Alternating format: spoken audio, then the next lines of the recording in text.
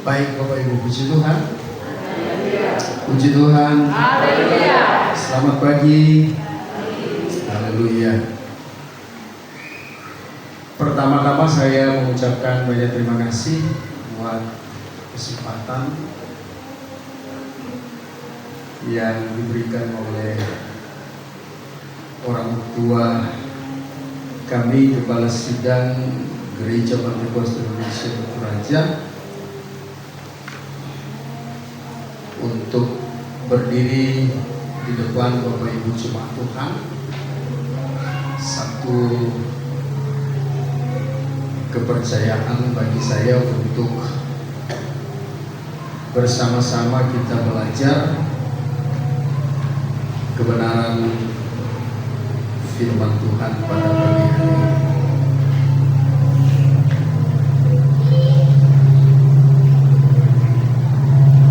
Bapak Ibu yang dikasihi Tuhan, terima kasih juga buat Bapak Ibu sidang jemaat Tuhan yang juga menyediakan hati, telinga untuk mendengarkan kebenaran firman Tuhan. Amin. Puji Tuhan. Bapak Ibu, saya mengajak kita membaca satu ayat yang sangat familiar dengan kita di dalam kitab Nabi Yesaya pasal yang ke-40.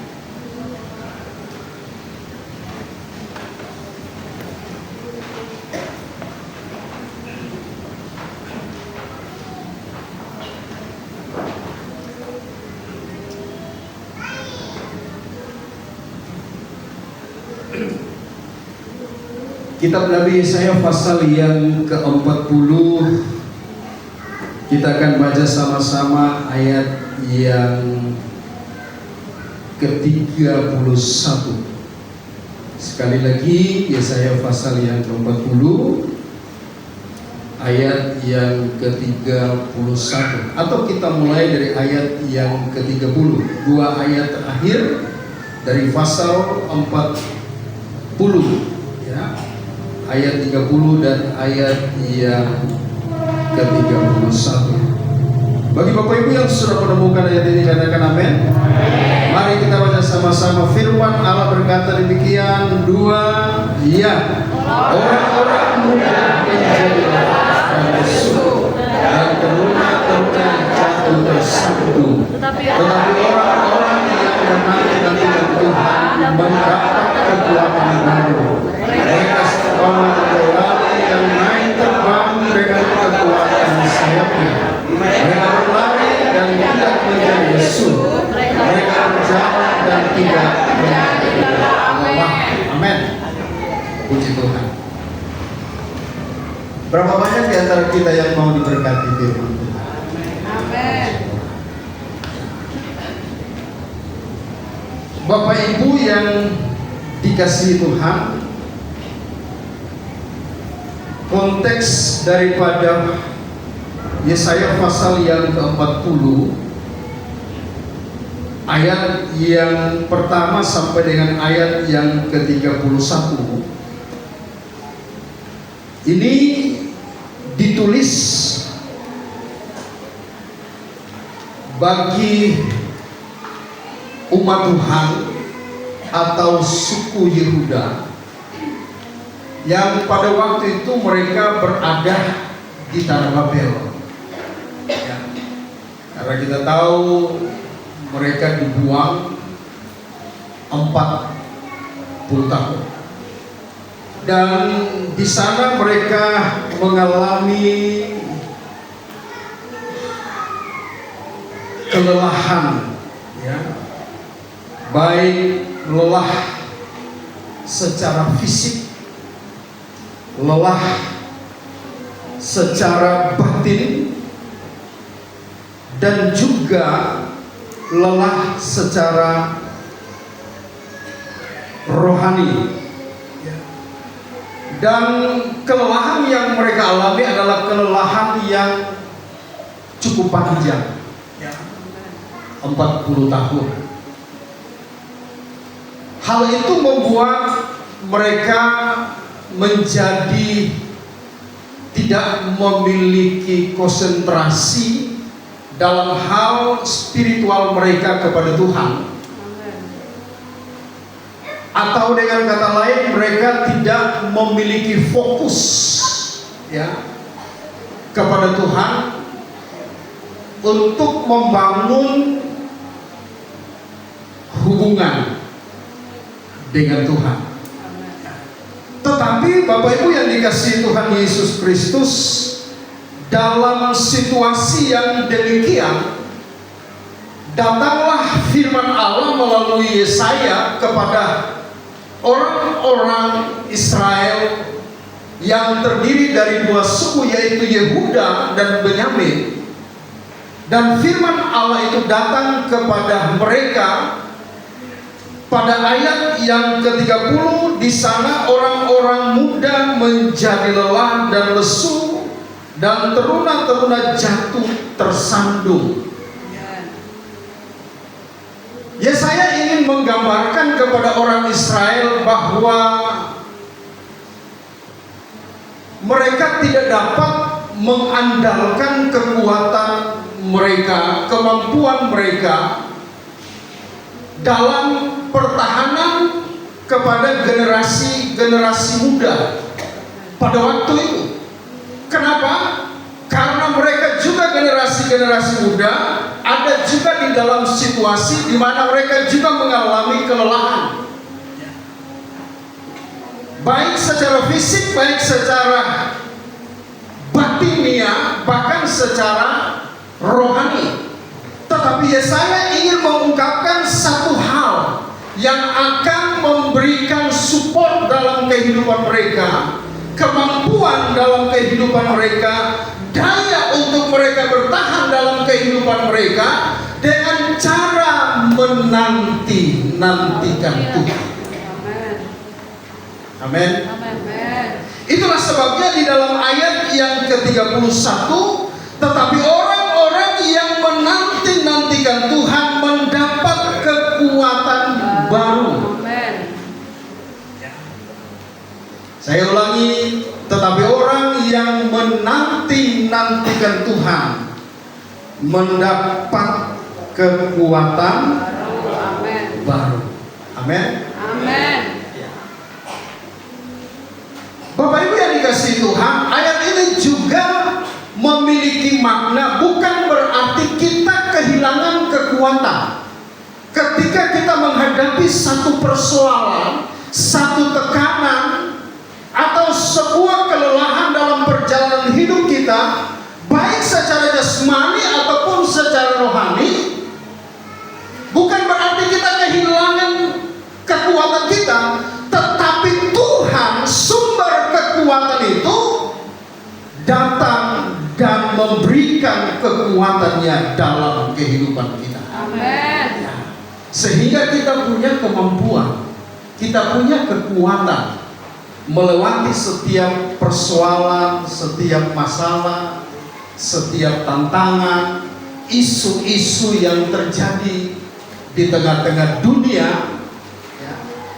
Baik itu isu-isu sosial, isu-isu ekonomi, isu-isu perang yang sedang dimulai antara Israel, Amerika, dan Iran. Bagi orang yang tidak memahami hal ini mungkin akan mengalami ketakutan, kegelisahan, apa yang akan terjadi. Saya memang mengamati dan mendengar dari presiden kita bahwa ini akan terjadi perang dunia yang ketiga. Tetapi saya mendengar dari seorang hamba Tuhan dari gereja Bethel Tabernakel yang ada di Jawa. Dia berkata bahwa ini bukan perang dunia ketiga, tetapi inilah perang Harmagedon, perang besar-besaran. Kita tidak tahu apakah itu perang Harmagedon atau perang ketiga, Tetapi saya tidak bicara soal itu. Saya akan menyampaikan, tetapi orang-orang yang menanti-nantikan Tuhan mendapatkan kekuatan. Amin. Mereka seumpama Raja Wali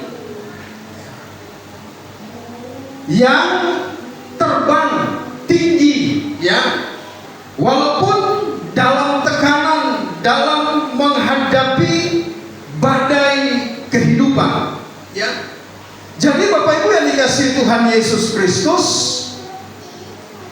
kata menanti-nantikan Tuhan, ya, itu juga dalam bahasa Inggrisnya menggunakan kata menunggu.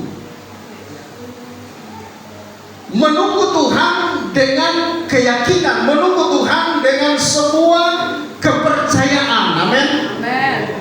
Jadi bukan menunggu biasa, ya.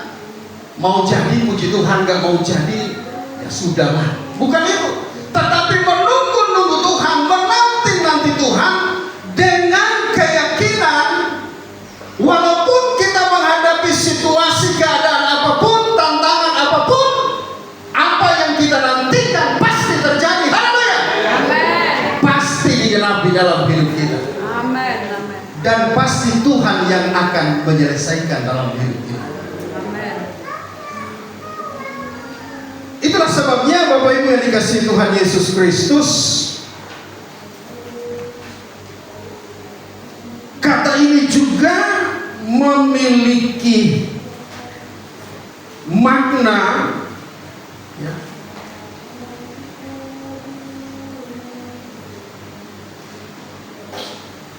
Saya ingin kita sama-sama belajar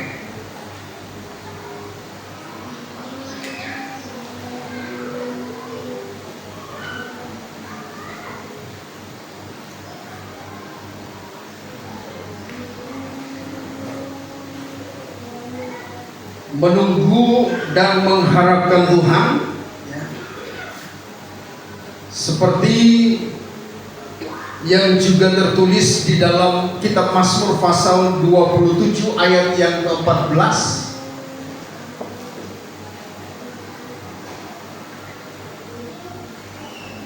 Ya, kitab Mazmur pasal 27 ayat yang ke-14, di sana firman Allah katakan, nantikanlah Tuhan, kuatkanlah dan teguhkan hatimu, ya, nantikanlah Tuhan. Amin. Amin. Amin. Haleluya. Menunggu dengan sabar dan setia seperti menunggu waktu atau jawaban doa atau kedatangan Tuhan, ya. Jadi itu makna dari kata menanti atau menunggu, ya, yang disampaikan di dalam ayat ini. Mengharapkan dengan iman dan percaya, mengharapkan kebaikan Tuhan atau keselamatan Tuhan, ya. Jadi itu makna dari kata menanti-nantikan Tuhan, ya. Jadi pertama, menunggu dengan sabar dan setia seperti menunggu, ya, jawaban doa atau kedatangan Tuhan. Mengharap dengan iman dan percaya, mengharapkan kebaikan Tuhan atau keselamatan, ya, dari Tuhan. Yang ketiga maknanya adalah menyerahkan diri kepada Tuhan seperti menunda kehendak sendiri dan menyerahkan diri kepada kehendak Tuhan. Ya, itu makna dari kata menanti-nantikan Tuhan. Di dalam bahasa aslinya, bahasa Ibrani, kita tahu bahwa Alkitab itu kan ditulis dalam 3 bahasa, Ibrani, Yunani, dan Aram. Ditulis oleh 40 penulis, kurang lebih makan waktu 1500 tahun. Dari berbagai latar belakang penulis itu, tentu mereka tidak ada yang saling bertentangan tulisan-tulisannya dalam Alkitab. Satu dengan yang lain, tidak saling kenal. Tetapi apa yang mereka sampaikan semua berfokus kepada apa yang menjadi kehendak Tuhan. Amin. Tentang apa? Tentang yang daripada Tuhan. Nah, dalam bahasa Ibrani-nya itu menggunakan kata kafa. Kata kafa ya itu artinya menanti dengan berharap, mengikatkan diri, melekat dengan penuh kepercayaan, seperti memintal tali yang menjadi kuat karena banyak helai saling terkait. Dan itu digambarkan seperti laba-laba yang membuat sarangnya, ya. Jadi dia buat sedemikian siang malam, dia nggak peduli. Tentu tujuannya membuat sarang laba-laba itu ada tujuan Bapak Ibu. Yang pertama, dari sarang itulah sumber kehidupannya. Kok bisa? Karena dari situ dia bisa membuat perangkap sehingga kalau ada yang mau menyerangnya terperangkap dan dia bisa konsumsi itu untuk menjadi makanannya sehari-hari. Yang kedua, Bapak Ibu yang dikasihi Tuhan Yesus Kristus, sarang laba-laba itu juga adalah merupakan perlindungan dari serangan predator-predator yang ingin menyerang laba-laba itu sendiri. Kalau tidak ada sarangnya yang saling terikat, ya, satu dengan yang lain, bagaikan tali yang dipilih begitu luar biasa, maka sangat mudah, ya, predator-predator itu memangsa laba-laba itu. Dan pasti jaminannya adalah mati.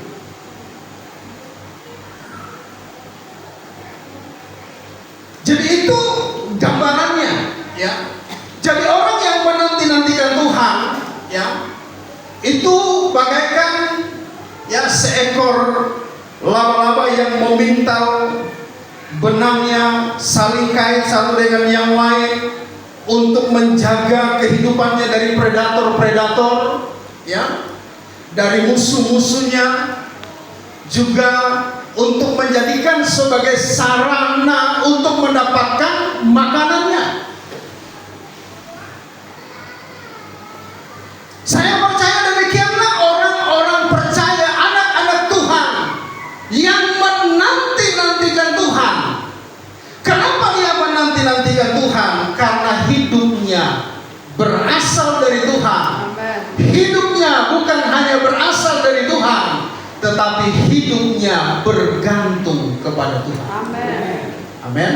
Amen. Kalau nggak dari sana, kita tidak akan menikmati berkat Tuhan. Amin.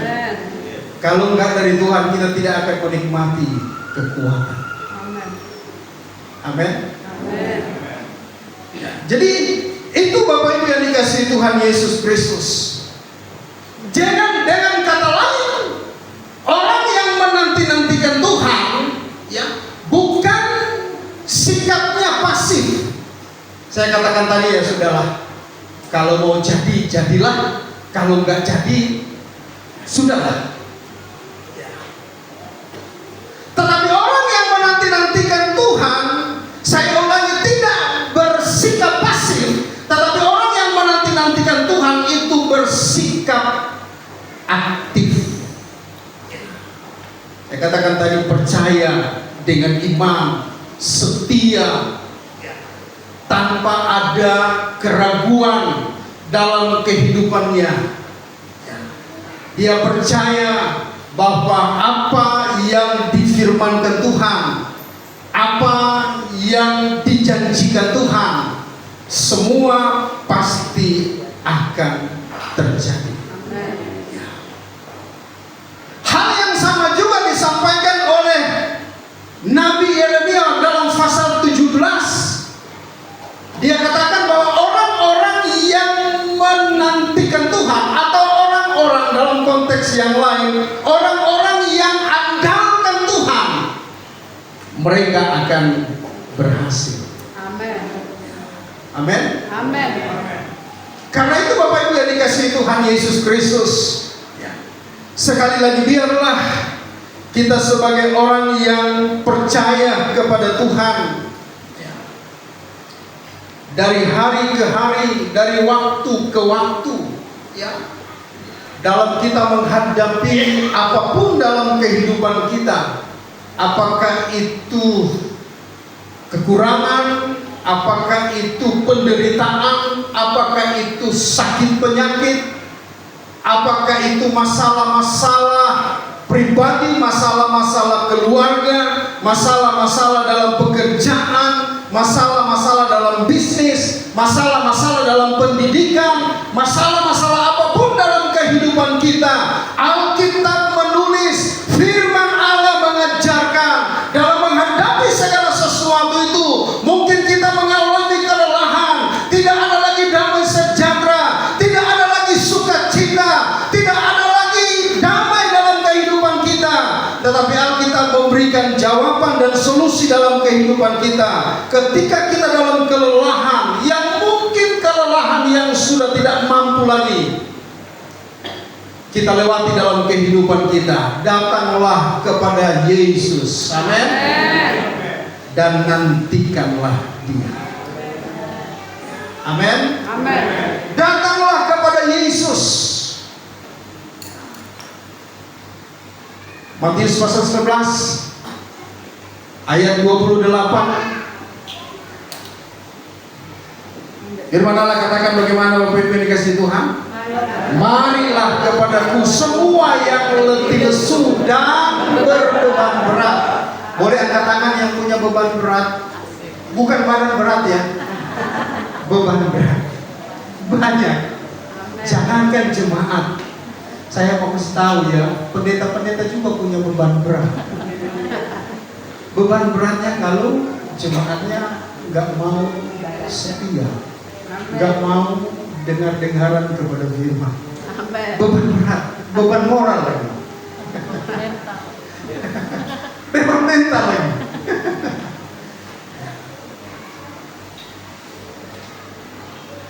Marilah kepadaku. Bapak Ibu yang dikasihi Tuhan, Yesus sendiri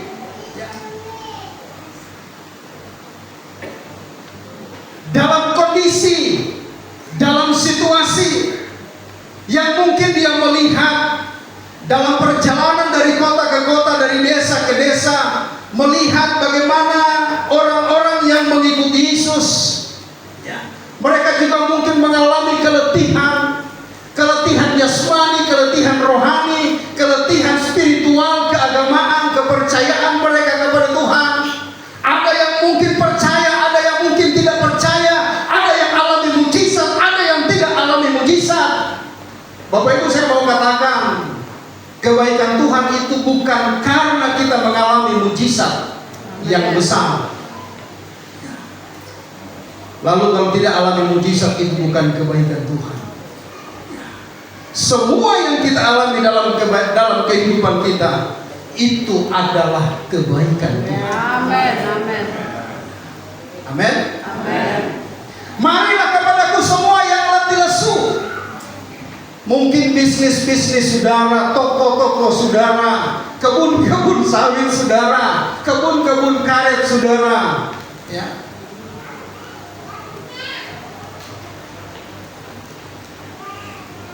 Karena keadaan, ya, jadi letih, jadi lesu. Saat inilah, besok, lusa, bahkan sampai selama-lamanya, sampai Bapak Ibu diizinkan Tuhan masih hidup, Yesus katakan, marilah kepadaku. Amin. Kalau hari ini masih ada yang ragu-ragu, hari ini yang baru datang di gereja ini dan baru percaya sepenuhnya kepada Tuhan, dan dia datang karena dia banyak masalah, dia datang karena dosanya, dia datang karena bebannya, dia datang karena segala sesuatu yang menindih kehidupannya. Saya mau katakan, hari ini datanglah kepada Yesus. Haleluya.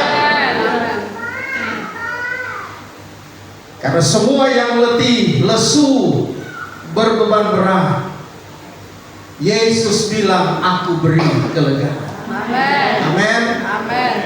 Lega. Amin. Jangan dengar khotbah saja lega, begitu pulang di rumah ada masalah mulai dan lega lagi. Amin.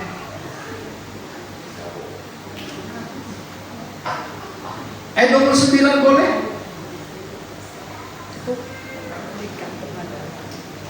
Haleluya, Roh Kudus tolong kita semua. Amin.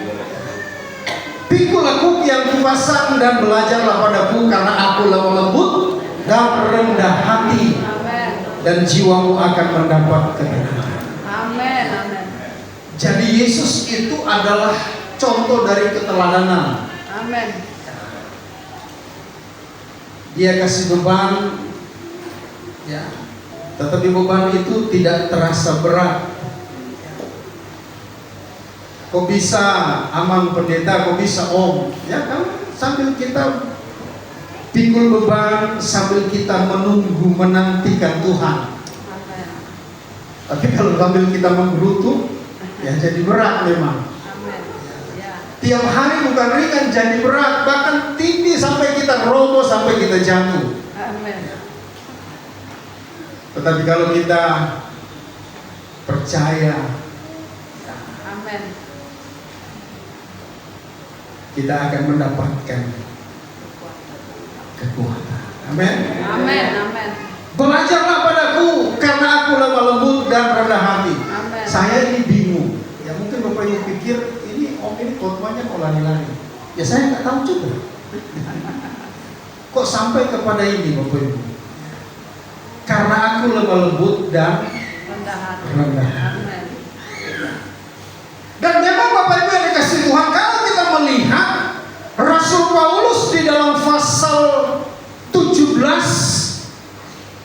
kitab Kisah Para Rasul, ya, dia membangun pelayanannya, dan ketika dia akan meninggalkan Efesus, ya, dia panggil para penatua-penatua dari Miletus datang ke Efesus, dan dia memberikan sebuah nilai pelayanan yang selama ini dia bangun, dan dia berkata kepada mereka, aku melayani Tuhan dengan rendah hati. Amin.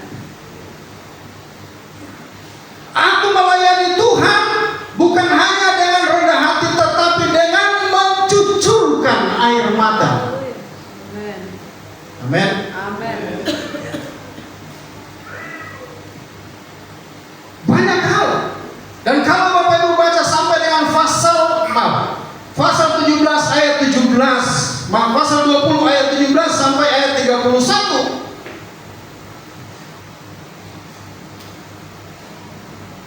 dia katakan, aku tidak pernah lalai. Dia tidak pernah lalai sebagai seorang rasul di tengah-tengah jemaat, untuk menyampaikan pesan-pesan ilahi, untuk menyampaikan pesan-pesan kebenaran kepada mereka. Tetapi awas, ayat 29, 30, 31, 30, 29, 30, 31, 32, dia katakan awas, berjaga-jagalah. Amin. Karena waktu aku pergi ke Yerusalem, akan datang serigala-serigala. Amin. Serigala-serigala yang ganas.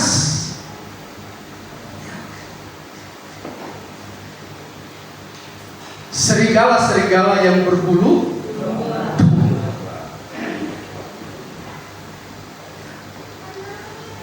Bukan hanya serigala-serigala, tetapi dia juga katakan akan ada pengajar-pengajar sesat yang akan mengajarkan pengajaran-pengajaran yang melemahkan, yang menyesatkan kepercayaan, keyakinan, iman daripada jemaat Tuhan yang ada di Efesus. Nah, karena itu Bapak Ibu yang dikasih Tuhan Yesus Kristus, di dalam menyikapi hal ini, Paulus katakan, aku memberikan sebuah keteladanan, Amen. integritas dan keteladanan hidup bagi seorang pelayan Tuhan. Yang pertama adalah rendah hati, Amen. Amen. saling menghargai, saling menghormati. Itu adalah keteladanan, integritas dari seorang pelayan Tuhan. Amen. Kalau sudah nggak saling menghargai, yang satu lihat kanan, yang satu lihat kiri, yang satu duduk di kanan, yang satu duduk di kiri, apalagi keteladanan dari seorang pelayan Tuhan. Bapak Ibu yang dikasih Tuhan, saya ulangi ya, saya ini nggak susun khotbah ini. Saya nggak tahu ini tujuan Tuhan apa. Ya, hati-hati. Amen. Amen. Tetapi saya ingin meletakkan sebuah prinsip dasar, nilai dasar dari seorang pelayan Tuhan. Pelayan Tuhan itu bukan hanya gembala.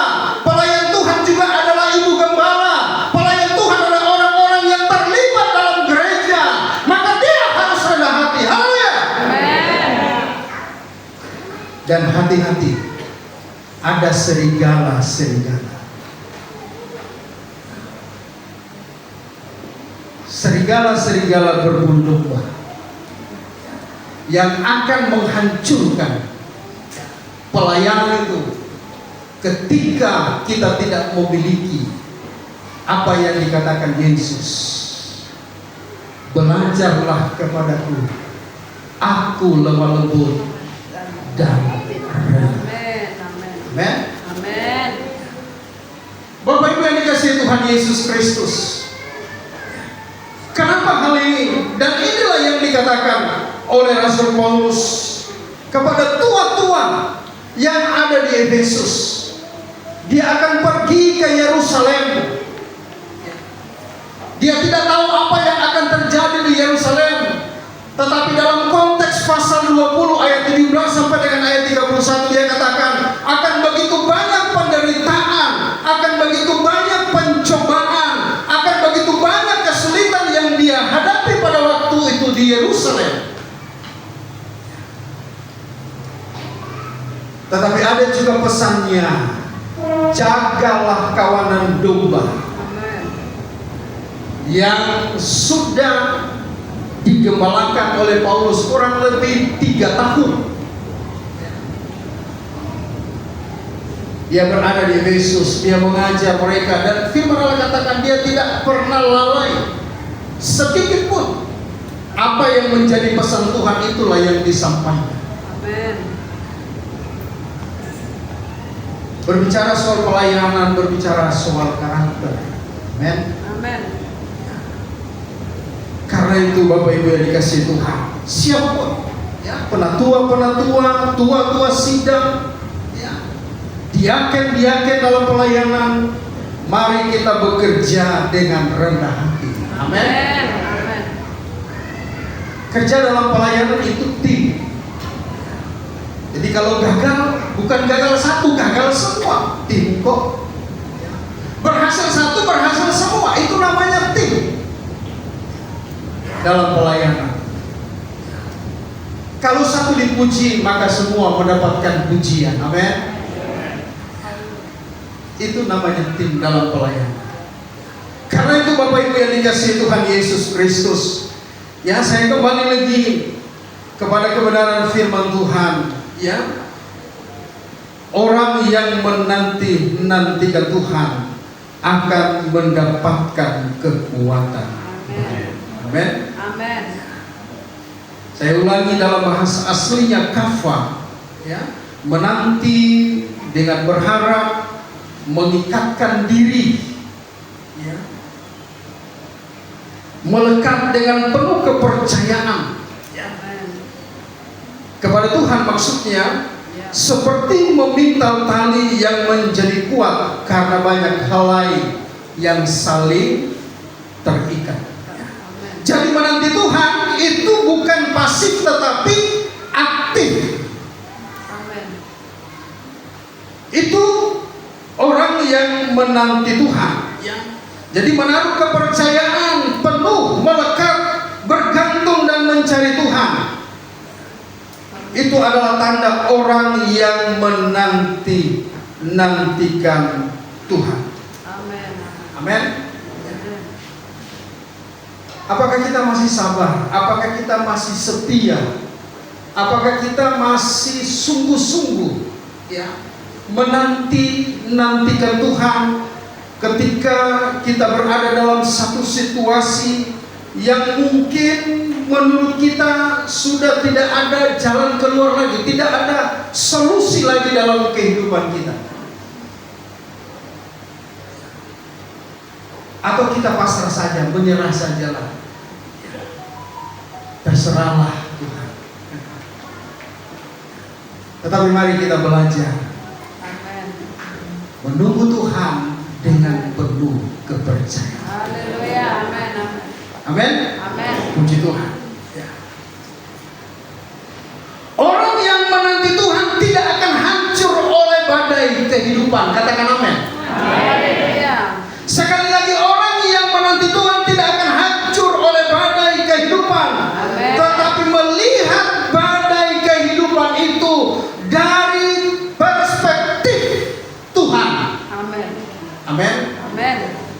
Jadi pandangan kita berbeda dengan pandangan Tuhan. Pandangan kita mungkin kita akan gagal, kita akan hancur, kita akan jatuh. Tetapi dari pandangan Tuhan, dari perspektif Tuhan, ya. Ketika kita menghadapi sesuatu, melihat masalah dari ketinggian Tuhan, ya. Bukan dari ketakutan. Amin. Amin. Puji Tuhan. Dan firman Allah katakan, orang yang menanti-nantikan Tuhan dari sudut pandang Tuhan, dia bagaikan apa? Raja Wali. Amin. Saya punya catatan, burung Raja Wali memiliki ciri-ciri. Yang pertama, ciri burung Raja Wali terbang tinggi di atas badai dengan memanfaatkan angin badai sebagai dorongan. Jadi burung Raja Wali itu memanfaatkan badai. Dia nggak lari dari badai, tetapi dia memanfaatkan badai itu sebagai momentum untuk dia naik lebih tinggi. Haleluya. Amin.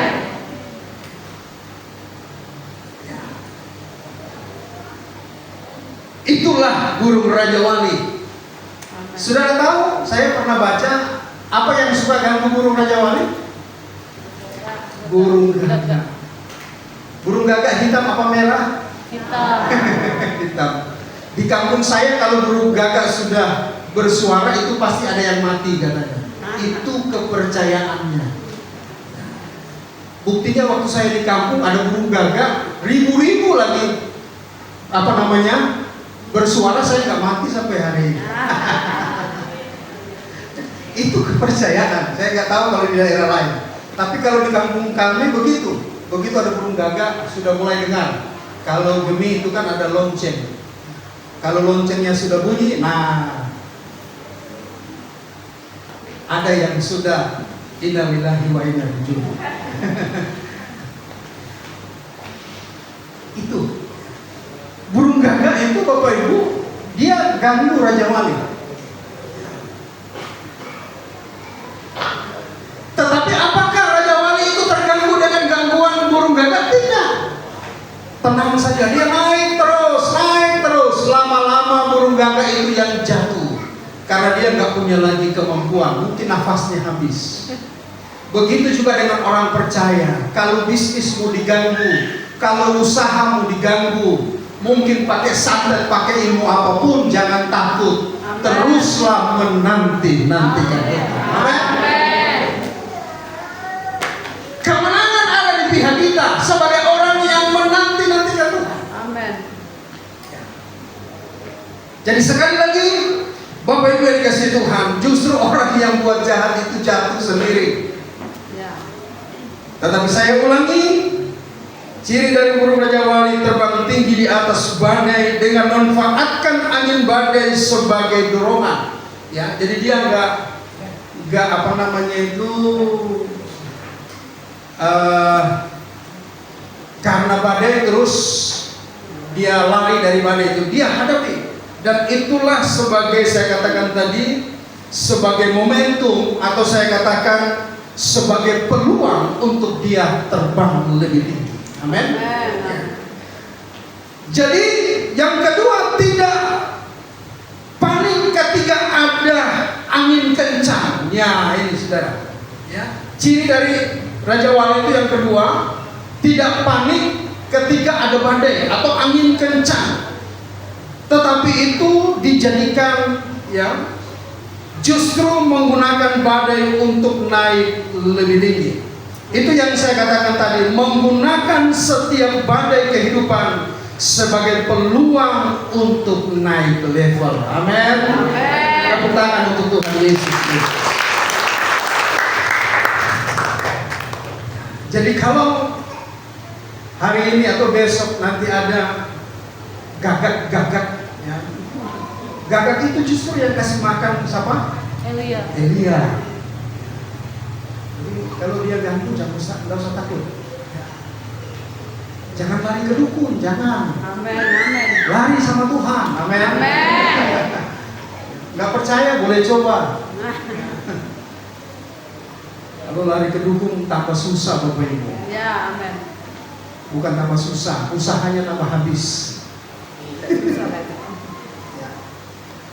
Jadi lari kepada Tuhan, nantikan Tuhan.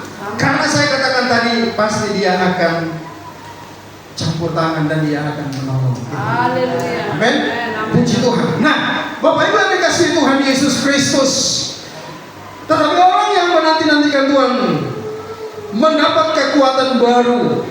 Mereka seumpama Raja Wali yang naik terbang dengan kekuatan sayapnya.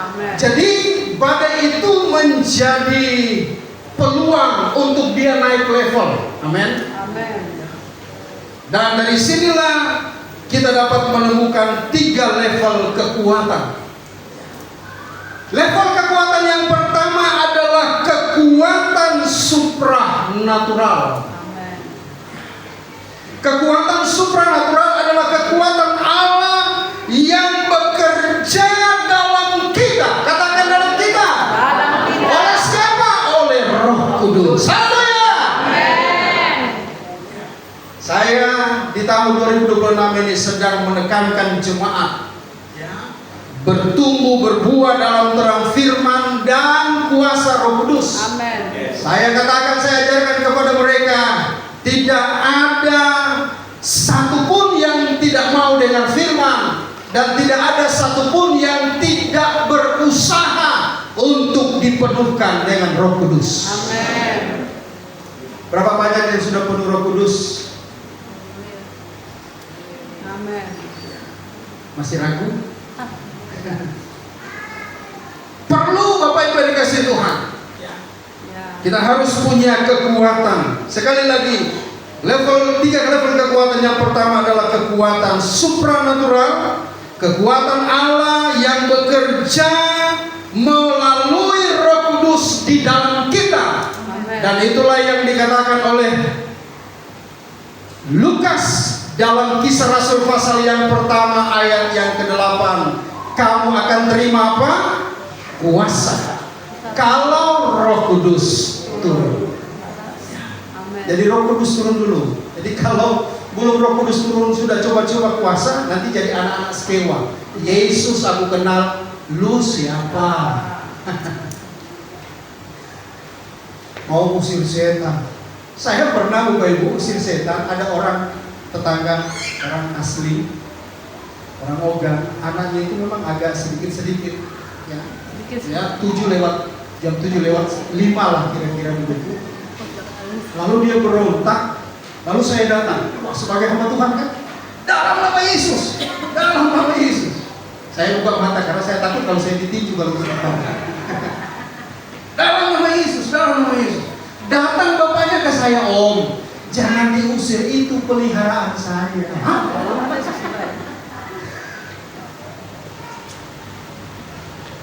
Dia minta sama saya jangan diusir, Om.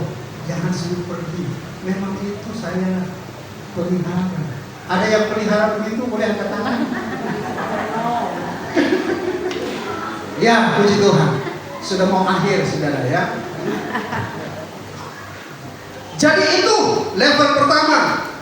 Kekuatan supranatural bukan oleh kuat, kata Zakaria, bukan oleh gagah, tetapi oleh Roh Tuhan. Amin. Amin. Saya berdoa jemaat GPDI El Sade Tugu Jaya. Saya berdoa semua jemaat GPDI Batu Raja dipenuhkan dengan Roh Kudus. Amin. Haleluya. Bulan April tinggal sebulan lagi. Ada doa 10 malam, jangan ada satupun yang gak datang. Amen. Saya berdoa setiap 10 malam jemaatnya penuh seperti ini. Amin. Bapak Ibu jangan main-main lagi sekarang. Jangan anggap remeh, saya minta tolong. Jangan anggap remeh lagi. Ya, amin. Dekatkanlah dirimu sama Tuhan. Nantikanlah Tuhan. Amin. Amin. Karena hanya Tuhan yang dapat memberikan jaminan. Ya, haleluya. Amin. Amin. Kalau usaha, ya nantilah. Ada waktu yang lain. Tuhan pasti ganti. Yang hari ini Bapak Ibu tutup, Tuhan ganti 2 kali lipat. Amin. Gak percaya? Kalau sampai benar, kasih perpuluhannya sama saya. Yang kedua, level kekuatan kedua adalah kekuatan untuk berlari. Amin. Amin. Kemampuan untuk menjalani hidup, ya. Kekuatan untuk berlari adalah kemampuan untuk menjalani hidup dengan kekuatan teguh untuk mencapai tujuan Allah. Amin. Di kemampuan untuk menjalani hidup kita hari lepas hari, ya. Berlari ini kan butuh tenaga, Ya. butuh power, kekuatan. Tujuannya untuk apa? Untuk mencapai tujuan Allah, bukan tujuan kita. Kami hamba-hamba Tuhan bukan tujuan kami. Menyampaikan firman Allah dengan keras, dengan lembut. Mungkin ada yang tersinggung sampai nggak lagi ke gereja. Itu bukan tujuan kami sebenarnya. Tetapi tujuannya adalah untuk menyempurnakan kehidupan jemaat. Amin. Dan agar jemaat menjadi jemaat yang kokoh untuk mencapai tujuan Allah dalam hidup. Haleluya. Amin. Amin. Amin. Level ketiga adalah kekuatan Jalan. santai, ya. Walaupun dalam hidup ini banyak masalah, ya. Ketemu Om Wel, halo, apa kabar? Walaupun mungkin senyumnya, tapi saya ketemu jemaat gak pernah jemaat itu senyum sama saya, nggak sungguh-sungguh. Semua sungguh-sungguh. Sambil berjalan, sambil lari pagi, jangan lupa nantikan Tuhan. Amin. Amin. Amin. Haleluya. Kenapa? Sebab dari Tuhanlah datang pertolongan. Amin. Tuhan memberkati kita. Mari kita bangkit berdiri. Haleluya.